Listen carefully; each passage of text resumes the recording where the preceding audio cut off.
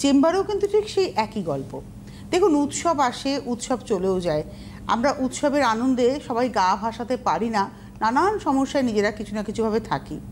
আপনারা যারা সমস্যায় রয়েছেন, এই সমস্যা থেকে বেরোতে চাইছেন, আগামী বছরের উৎসবকে আপনার আনন্দের উৎসব করে তুলতে চাইছেন, তাহলে সতর্ক হন এবং যদি সমস্যা থেকে থাকে সঠিক সময় সঠিক গ্রহ প্রতিকারে সেই সমস্যা থেকে বেরিয়ে আসুন।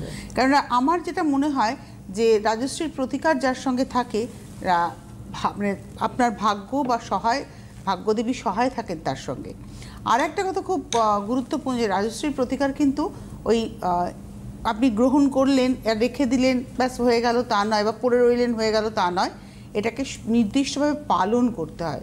সঠিকভাবে যদি আপনি রাজশ্রীর প্রতিকার গ্রহণ করেন এবং পালন করেন, তাহলে অবশ্যই আপনার আগে বা কিছুদিন পরে হলেও কাজটা কিন্তু হবেই হবে।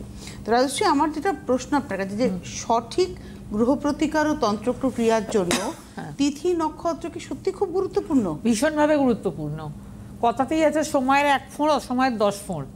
তো যখন আমরা ভালো ভালো তিথি পাই, ভালো ভালো সময় পাই, সেই সময়টাকে যতটা সম্ভব কাজে লাগানোর চেষ্টা করি।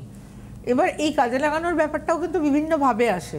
দেখুন, প্রতিকার কিন্তু ছট করে নিয়ে গিয়ে করে জামা কাপড় কিনে আনলাম এই ধরনের ব্যাপারটা নয়।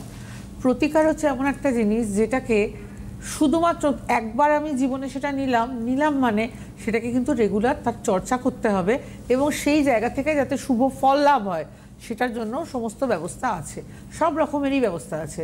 যে কেউ কোনো কারণে জীবনের কোনো একটা ক্ষেত্রে পিছিয়ে যাচ্ছেন, ঠিকমতো আপনি আগের জায়গাটায় যেতে পারছেন না, তার জন্যও কিন্তু আমাদের হরোস্কোপে যে সমস্ত গ্রহ সংস্কারের কথা লেখা হয়, এ ধরনের অসংখ্য গ্রহ সংস্কার আছে, যার মাধ্যমে আপনি ওই আপনার যেটা নেগেটিভ পয়েন্ট, যেখান থেকে আপনি পজিটিভ পয়েন্টে উঠতে চাইছেন, সবসময় কিন্তু সেই জায়গাতে আপনি যথেষ্ট শুভ ফল লাভ করবেন। মানে অ্যাকচুয়ালি এটা হচ্ছে বছরের একটা অন্যতম শ্রেষ্ঠ সময়, এবং এমনই শ্রেষ্ঠ সময় যখন দেবী মা দুর্গা আসছেন আমাদের গৃহে। এই সময়টা হচ্ছে সেই সময়টাকে প্রচণ্ডভাবে, যতটা সম্ভবভাবে এই সময়টাকে নিজেদের কাছে নিয়ে রাখতে হবে, এবং সেইটাকে বিশ্লেষণ করে যদি কোনো সমস্যা থাকে সেই সমস্যা ভিত্তিক সমাধানেরও রাস্তা পাওয়া যাবে। আপনারা কিন্তু এবারে যেটা বলবো, আগামীকাল রাজশ্রীকে অনলাইনে পাচ্ছেন। আগামীকাল 25 তারিখ, 25শে সেপ্টেম্বর আপনারা অনলাইনে রাজশ্রীকে পাচ্ছেন।